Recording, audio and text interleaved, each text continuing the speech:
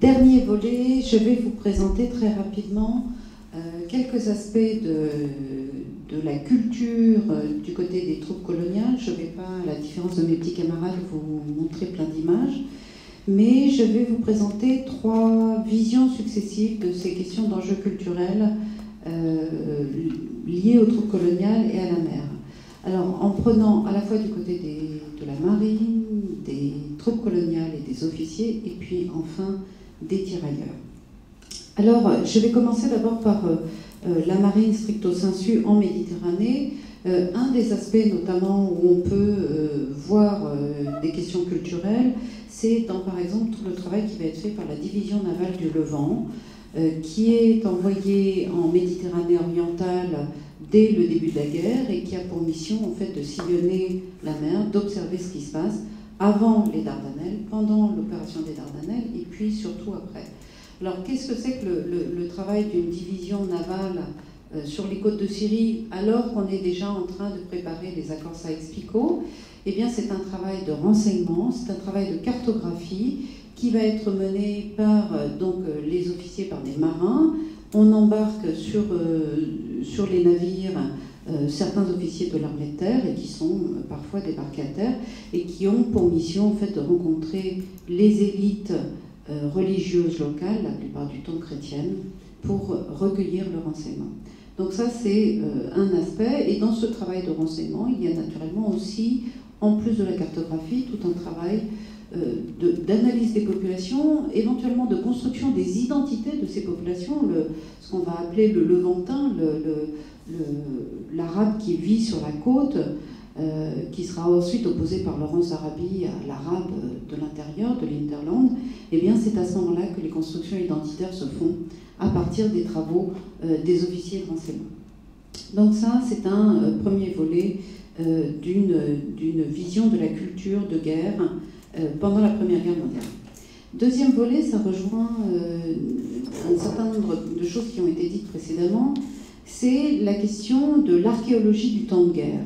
Donc on l'a vu tout à l'heure, Cécile a parlé effectivement des fouilles qui sont menées pendant la guerre, et c'est vrai que c'est très surprenant de constater que l'archéologie du temps de guerre a existé pendant la guerre, justement à la faveur des combats qui, les obus retournant la terre, eh bien, font émerger un certain nombre de choses. Et donc, par exemple, eh bien, pendant l'opération des Dardanelles, eh bien, le général Gouraud se trouve avec ses tirailleurs sénégalais sur la presqu'île de Gallipoli, et cette presqu'île est arrosée quotidiennement par les obus des Turcs, et il découvre à Éléonte, en Thrace, eh bien, un certain nombre de sarcophages.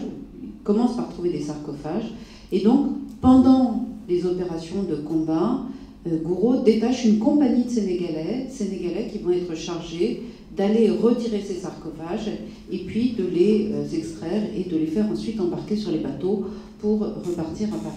Alors ce qui est très intéressant d'un point de vue culturel, c'est que ces opérations de sauvetage en fait, des sarcophages d'Éléonte eh bien, va donner naissance à la création d'une petite équipe d'archéologues qu'on prend parmi les hommes qui sont dans les troupes. Et dans cette petite équipe, on puise une petite équipe de personnes qui viennent de Jérusalem, qui ont une connaissance de l'archéologie à Jérusalem. Et c'est précisément cette équipe qui va armer, quelques années plus tard, le service archéologique de Gouraud en Syrie et au Liban. Donc c'est très intéressant de voir comment se constituent des équipes d'archéologues et quelles sont leurs origines. Voilà, alors troisième point sur lequel je vais m'attarder un tout petit peu plus, parce qu'il y a beaucoup de choses à dire et on attend souvent les chercheurs sur ces questions-là, enfin en tous les cas ces derniers temps, c'est sur la question des tirailleurs. Et est-ce que pendant la Première Guerre mondiale, pour les tirailleurs, il y a des changements importants en matière culturelle? Alors, cette question des tirailleurs pendant la guerre et les questions culturelles, ça suppose d'élargir un petit peu quand même l'analyse. On n'est plus seulement à analyser la question du rapport des tirailleurs à la mer, mais un petit peu du rapport des tirailleurs dans les ports, dans les casernes et dans les ports. Et donc je vais surtout vous parler en fait des camps d'hivernage qui ont été des lieux, il faut alors, toute proportion gardée, mais en fait qui ont été des lieux de culture pour les tirailleurs pendant la Première Guerre mondiale. Alors simplement, il faut juste rappeler quelques petits préalables qui sont nécessaires, à savoir que l'hivernage des tirailleurs, donc qui est quelque chose qui se crée en France pendant la Première Guerre mondiale, après l'hiver 1915, donc seulement après le premier hiver, c'est quelque chose qui appartient à la culture du tirailleur.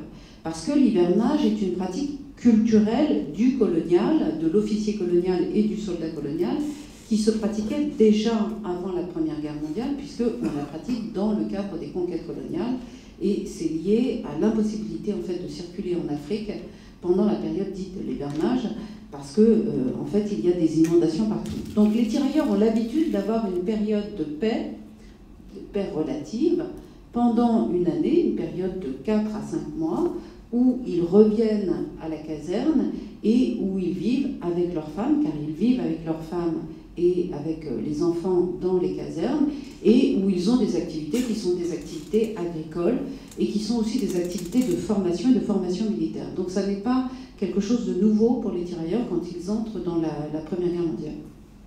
Alors, ces camps d'hivernage vont être créés, comme je l'ai dit tout à l'heure, en 1915, à la demande de Gallieni, qui est, comme vous le savez tous, un colonial et qui comprend cette nécessité pour les tirailleurs. Et on va créer plusieurs camps. Alors, des camps très rapidement et à la va-vite qui vont se révéler être des catastrophes sur le plan sanitaire, comme le camp du Cournot en Gironde, qui va être fermé pratiquement au bout de 8 mois. Mais surtout, le camp ce qu'on appelle les camps du Sud-Est, de Fréjus-Saint-Raphaël, de l'ensemble Fréjus-Saint-Raphaël, où on va créer, à la faveur de la guerre, un ensemble immense qui va finir par accueillir à peu près 50 000 tirailleurs. Alors, dans le cadre de cet accueil de Fréjus, eh bien, va se mettre en place, en fait, un certain nombre de soins aux soldats qui sont apportés aux soldats. On parlerait aujourd'hui du care, de cette idée qu'il faut préserver le soldat. Et dans ce soin aux soldats, c'est à la fois un soin physique, médical qui est apporté, mais également un soin culturel qui n'a pas seulement vocation toujours à intégrer. Alors, sur le soin du soldat, eh bien, un rapport plus étroit avec les infirmières qui va avoir des conséquences sur lesquelles je reviendrai tout à l'heure. Et puis, un travail aussi sur la langue, sur l'apprentissage de la langue française. Alors, les soldats, les tirailleurs sénégalais qui arrivaient en France ne maîtrisaient pas la langue, sauf quelques-uns qui étaient ce qu'on appelait les évolués des 4 communes, c'est-à-dire ceux qui venaient de la région de Dakar. Et ces évolués des 4 communes, dont on a aujourd'hui des lettres, il y a eu des publications, notamment par Cyr Descamps, des lettres de tirailleurs, ce ne sont pas des tirailleurs à proprement parler, ce sont vraiment des évolués. Les tirailleurs, eux, ne maîtrisent pas l'écriture, ils maîtrisent un langage qui est compris par justement ces évolués, ces intermédiaires, et qui est très peu compris par les officiers. Mais là aussi, il faut faire attention aux images que l'on a des rapports entre les coloniaux blancs et les tirailleurs. Il y a très peu de rapports entre un capitaine blanc et un tirailleur. On a toute une chaîne intermédiaire qui permet en fait d'établir les liens. Alors ces tirailleurs maîtrisent un langage que les militaires français appellent le moyadi, qui est un langage de 200 à 300 mots. Et à la fin de la guerre, eh bien, donc, quand je dis à la fin de la guerre, c'est-à-dire plutôt 1917-1918, un certain nombre d'officiers coloniaux estiment qu'il va falloir pérenniser ces corps de tirailleurs sénégalais et qu'à partir du moment où on va les pérenniser, il faut leur permettre d'accéder à la langue française, et on va s'inspirer en fait des méthodes d'apprentissage de la langue française qui existent dans la Légion étrangère, et donc avec beaucoup d'images, c'est un passage par l'image pour apprendre la langue française, et petit à petit construire en fait des manuels pour que ces tirailleurs apprennent la langue. Alors cette question de l'apprentissage de la langue dans les camps de Fréjus et Saint-Raphaël est connue aussi d'un point de vue tout à fait particulier grâce aux travaux de Lucie Couturier, donc on prononce Lucie Couturier ou Lucie Cousturier, donc qui était une peintre qui vivait à Fréjus et Saint-Raphaël et qui a vu arriver à côté de chez elle ces camps de tirailleurs. et qui a publié après la guerre un ouvrage qui s'appelle « Des inconnus chez moi », où elle explique en fait sa relation avec les tirailleurs, et elle crée des relations individuelles particulières avec certains tirailleurs à qui elle va apprendre à lire et à écrire. Donc on a quelques témoignages. Le témoignage de Lucie Couturier est extraordinaire parce que c'est le regard d'une femme qui est une intellectuelle, qui est une femme très libérée, qui a un regard extrêmement intéressant sur ces tirailleurs, en fait surtout très moderne par rapport à son époque et par rapport à sa condition de femme. Et donc elle a permis à certains tirailleurs d'apprendre la France, de connaître la France à travers ses travaux d'écriture. Alors, tout cet apprentissage, ce soin que l'on donne aux soldats, la rencontre que le soldat fait avec les infirmières françaises, la rencontre du soldat avec la langue française, choque manifestement aussi un certain nombre d'officiers et un certain nombre de membres de l'encadrement, à tel point qu'à la fin de la guerre, eh bien, j'ai trouvé trace de procédés de resénégalisation des soldats, c'est-à-dire de l'idée qu'ils ont été trop intégrés en fait dans la société française et qu'ils avaient pris notamment trop. Alors on revient toujours, on est dans les frontières de la relation sexuelle qui est non dit dans les textes, mais qui est très présent en arrière-plan. Mais l'idée que les Sénégalais en fait sont trop proches des femmes blanches et qu'il faut les remettre dans les camps et leur réapprendre et leurs conditions de soldats et leurs conditions d'hommes noirs. Alors qu'est-ce que c'est et par quoi passent ces procédés de resénégalisation? Eh bien, c'est essentiellement en fait de leur rappeler la situation de la barrière qui existe entre eux et les femmes blanches, et de leur rappeler un certain nombre de limites, qui va passer notamment dans les camps de Fréjus par l'érection d'une mosquée, la fameuse mosquée de Fréjus qui existe encore aujourd'hui, qui a été utilisée à la fois comme un outil pour moraliser en quelque sorte les tirailleurs, mais également les accompagner dans un parcours spirituel qui pouvait être demandé, qui a été demandé d'ailleurs par un officier noir.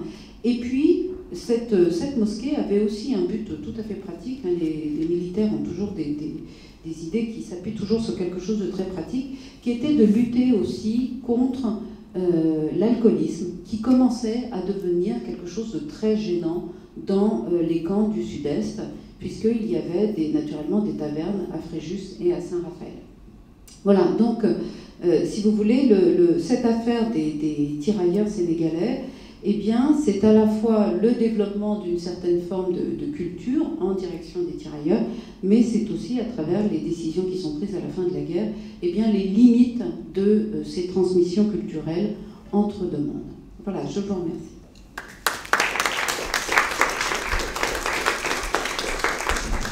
Merci Julie. Avant de passer la parole à la salle, je voudrais revenir sur 4 points dans ce que tu as dit, parce que comme historien de l'expérience combattante, je crois qu'il faut toujours contextualiser pour le coup cette question des tirailleurs. D'une part, les camps du Sud-Est se comprennent dans la logique qu'a remarquablement étudiée Emmanuel Cronier, c'est-à-dire dans le système permissionnaire, des permissions qui est mise en action, je dirais, en service au printemps 1915. À partir du moment où l'on crée des permissions, le système des permissions pour les soldats métropolitains de l'armée française, il faut bien trouver des systèmes compensatoires pour les troupes coloniales. Sauf que, compte tenu de la durée des permissions, il est inenvisageable que les tirailleurs puissent, bien entendu, rentrer au pays. Ce serait beaucoup trop long. Donc, ce système des camps du Sud-Est et du Bordelais se comprend, inclus, si vous voulez, dans le système permissionnaire. C'est un moindre mal, en quelque sorte. Puisqu'ils ne peuvent pas rentrer chez eux, on va créer des camps. Deuxième remarque, et ça j'insiste beaucoup, parce qu'en ces temps de repentance, il faudrait que la France se batte la coulpe en permanence sur le traitement de ces tirailleurs sénégalais ou nord-africains. Je vous rappelle que les tirailleurs sont des engagés volontaires. Soyons clairs là-dessus. Ce sont des engagés volontaires. La contrainte, si elle existe au niveau des villages, elle n'existe pas au niveau de la colonisation française, ou en tout cas c'est ambigu. avant 1916, après 1916, il y a des distinctions, mais il faut quand même rappeler cette certitude, ce sont des engagés volontaires, pour une durée déterminée. Et je vous rappelle que les soldes, même si elles sont inférieures à celles des soldats métropolitains, permettent effectivement de vivre un grand nombre de gens sur place en Afrique. Hein. Troisième remarque, certes l'armée française a un regard extraordinairement paternaliste sur ces troupes coloniales, c'est le temps du paternalisme, comme l'a rappelé Julie, les officiers de troupes coloniales tiennent effectivement à ce que leurs soldats restent des coloniaux. Mais je vous rappelle quand même, c'est l'histoire du verre moitié plein, moitié vide, c'est-à-dire qu'est-ce que je regarde? Le vide ou le plein? L'armée française est très en avance sur un certain nombre de points quant au traitement des soldats coloniaux. Par exemple, il existe une aumônerie musulmane au sein de l'armée française. Par exemple aussi, les interdits alimentaires sont respectés. Les rations pour les troupes coloniales ne sont pas les mêmes que pour celles des troupes métropolitaines. Donc, si vous voulez, il y a quand même des choses extrêmement novatrices, osons le terme. Hein. Et lorsque l'armée américaine débarque, lorsque les Afro-Américains débarquent en France, ils sont absolument sidérés de ce que j'appellerais le moindre racisme qui existe au sein de l'armée française par rapport à ce qu'ils connaissent eux dans l'armée états-unienne, qui est autre chose, et autrement plus hard, si vous me permettez l'expression. Donc c'est tout ça qu'il faut quand même avoir à l'esprit pour juger, je dirais, historiquement et donc sereinement de cette question des troupes coloniales. Quant à la surmortalité des troupes coloniales, elle est fausse. C'est Blaise Diagne, le député sénégalais, qui met la question en avant après le chemin des dames. Or, d'une part, c'est pas au chemin des dames que les troupes coloniales ont eu le plus de pertes, mais c'est aux Dardanelles, c'est dans l'armée d'Orient. Et si vous faites le ratio des mobilisés et du nombre de pertes, vos troupes, vos tirailleurs sénégalais et vos tirailleurs nord-africains sont au même niveau que les troupes métropolitaines du Grand Ouest, sont au même niveau que les Vendéens, que les Bretons, etc. C'est-à-dire que les troupes paysannes engagées dans des régiments d'infanterie normaux et qui ont des pertes effectivement supérieures aux régions militaires parisiennes, lyonnaises, marseillaises, mais on est, si vous voulez, dans la moyenne supérieure nationale, mais on n'est pas, en termes de pertes, et là ce sont les travaux de Jacques Frémaux qui l'ont montré, on n'est pas dans les taux de pertes supérieurs. C'est-à-dire que l'idée des troupes coloniales chères à canon, j'espère que vous y réfléchissez à deux fois avant d'en parler à vos élèves, parce que là ce serait quand même assez délicat. Voilà, donc nous avons quelques minutes, Elena, oui, pour quelques questions, pour ceux qui ne seraient pas fatigués. Oui. pour revenir sur ce que vous venez de dire, la question se pose sur le retour des troupes coloniales, parce que là encore, je ne sais pas, parce que ce n'est pas du tout ma spécialité, mais si j'en crois Pascal Blanchard, d'accord, bon bah je... Non, mais j'ai rien dit, bien entendu. L'idée que les troupes coloniales, au retour dans les colonies, en particulier les médaillés, auraient été maltraités ou ramenés à une condition antérieure, ce qui aurait provoqué un certain nombre d'incidents, voire de violences, qui auraient été à la base à la base d'une décolonisation, en tout cas d'un sentiment décolonial.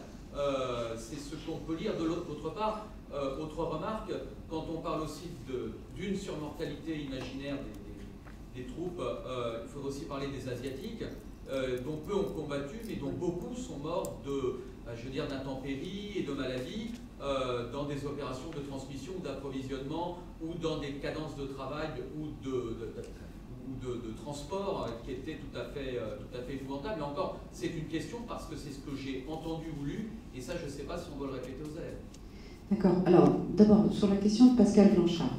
Pascal Blanchard a beaucoup écrit, mais Pascal Blanchard ne fait pas de recherche. Voilà, il n'est pas historien. Il n'est pas historien stricto sensu. Et par ailleurs, le problème des travaux de Pascal Blanchard, c'est qu'il part à partir des représentations qu'il considère comme des faits véridiques. Voilà, donc ça, c'est pas entendable, c'est pas recevable. Alors maintenant, le retour des tirailleurs. Alors la question effectivement est intéressante parce qu'elle vaut pour la Première Guerre mondiale et elle vaut encore plus pour la Deuxième Guerre mondiale. Alors pour la Première Guerre mondiale, c'est évident qu'en fait il y a une déception chez la part des tirailleurs, parce que par rapport à ce qui avait été attendu, et notamment ce qu'attendait Blaise Diagne, le premier d'entre eux, c'était tout simplement l'accès à la citoyenneté. Et c'est ça qui naturellement va être l'objet du litige à la fin de la Première Guerre mondiale, mais c'est pas seulement vrai pour les tirailleurs sénégalais, c'est vrai en fait pour toutes les populations qui ont participé à la guerre avec la France, tous les supplétifs en fait, au Maroc, en Algérie c'est pareil aussi. Donc c'est l'incapacité de la France d'accéder à cette demande de citoyenneté française qui va générer non seulement des aigreurs, mais ensuite faire émerger tous les nationalismes de l'entre-deux-guerres. Donc ça, on est d'accord, il n'y a pas de difficulté là-dessus. Et c'est encore plus difficile et plus délicat à la fin de la Seconde Guerre mondiale, parce que tout simplement, il y a un problème d'argent, donc il n'y a pas les moyens de financer. Il n'y a pas de violence particulière, ou il n'y a pas un certain nombre, il n'y a pas de poussée, il n'y a pas de mise en prison, par exemple, d'anciens soldats qu'on aurait voulu désarmer sur place, ou qui avaient pris l'habitude de parler de façon, je dirais, émancipée, et qui seraient revenus. Il n'y a pas, dans les archives, on ne trouve pas quand même une inflation d'affaires de police? Alors, les actes d'indiscipline, puisqu'il s'agit de ça, sont des actes courants dans les armées. En fait, ça existe en temps de guerre et ça existe après-guerre. Alors, qu'il y en ait eu peut-être un peu plus après, mais je n'en suis pas sûre. Mais l'indiscipline est une chose qui existe. Est-ce que le processus de resénégalisation dont vous avez parlé peut être mis en parallèle avec ce qui va se passer pour les femmes ici à la fin de la guerre? C'est-à-dire qu'au fond, il y a un retour à l'ordre ancien à la fin de la guerre. Il y a toute l'émancipation féminine également et il y a un coup d'arrêt assez... Oui, je trouve que c'est assez analogue, effectivement, vous avez raison. Moi, je voulais savoir s'il y avait certains soldats coloniaux, enfin des tirailleurs sénégalais, qui étaient restés sur le territoire français et qui s'étaient métropolisés, je ne sais pas comment on peut dire ça, qui n'étaient pas retournés au pays. Alors, il en existait avant la Première Guerre mondiale. Il y avait déjà des tirailleurs, ça ce sont des choses qu'on ignore, mais en fait les passerelles existaient déjà avant la guerre. Donc il existait des tirailleurs qui étaient en fait dans les casernes, dans les garnisons, qui étaient déjà présents avant la Première Guerre mondiale, et naturellement il en reste beaucoup après. Ils s'ancrent en quelque sorte dans le paysage, et ils font partie du paysage à partir de ce moment-là, oui bien sûr. Une remarque et deux remarques. Première remarque, quand j'étais adolescent, j'ai pu échanger avec des personnes qui étaient adolescentes pendant la Première Guerre mondiale, et notamment en Picardie, dans la Somme, et l'effet positif du contact des populations françaises, en tout cas de ceux que j'ai pu côtoyer, au contact des troupes coloniales, et notamment des troupes venues d'Afrique, est assez fort. Mon arrière-grand-père, de ce point de vue-là, me relatait des témoignages presque empreints d'émotion vis-à-vis de la présence non seulement des troupes coloniales françaises, mais aussi d'ailleurs, parce qu'il y avait un camp dans la Somme de troupes indiennes, premièrement. Et deuxièmement, par rapport à ce que vous avez dit sur le recrutement des tirailleurs dits sénégalais, ils étaient engagés volontaires. Oui, alors ça dépend ce qu'on met dans le vocable engagé volontaire, mais pendant la guerre, de mes lectures, pendant la guerre elle-même, lors des phases de recrutement dans la bande sahélienne, correspondant approximativement au Mali et au Niger, moi j'ai lu des textes faisant état d'un recrutement violent avec une révolte de la population locale durant la Première Guerre mondiale. Alors, voilà, en fait, il faut le voir sur la durée de la guerre. C'est-à-dire qu'au début de la guerre, les engagements sont relativement volontaires, mais ils passent toujours de toute façon par le truchement du chef de village qui désigne. À la fin de la guerre, et particulièrement à partir de 1917, Blaise Diagne est missionné par Clémenceau pour aller chercher des hommes. Et Blaise Diagne, qui est dans son souci d'accès à la citoyenneté, etc., va faire le trop bon élève. C'est-à-dire qu'il part en mission en Afrique Et là, le recrutement est très largement forcé. C'est-à-dire qu'on force la main. Alors, comment le sait-on? Comment on sait que le recrutement est véritablement forcé et où donc on peut discuter de savoir s'il est volontaire ou non? C'est qu'on a des témoignages de chefs de village qui disent que les hommes fuient en brousse et qu'ils cherchent à éviter d'être recrutés et d'être désignés. Donc, voilà. Donc, à la fin de la guerre, c'est quand même plutôt plus compliqué. Un tout petit complément, on a un remarquable témoignage de Diagne lui-même qui fait le récit d'une rencontre dans une rue d'une ville française d'un tirailleur sénégalais décoré de la Croix de guerre. Et en fait, c'est pour cela qu'il a fait... Il y a vous l'avez compris, donc, comme l'a dit Mme Landurin, il y a 2 systèmes de recrutement successifs. Et le deuxième système est effectivement plus brutal, plus violent, je suis d'accord. Mais toujours sous la houlette des chefs de village quand même. C'est-à-dire le respect des hiérarchies locales.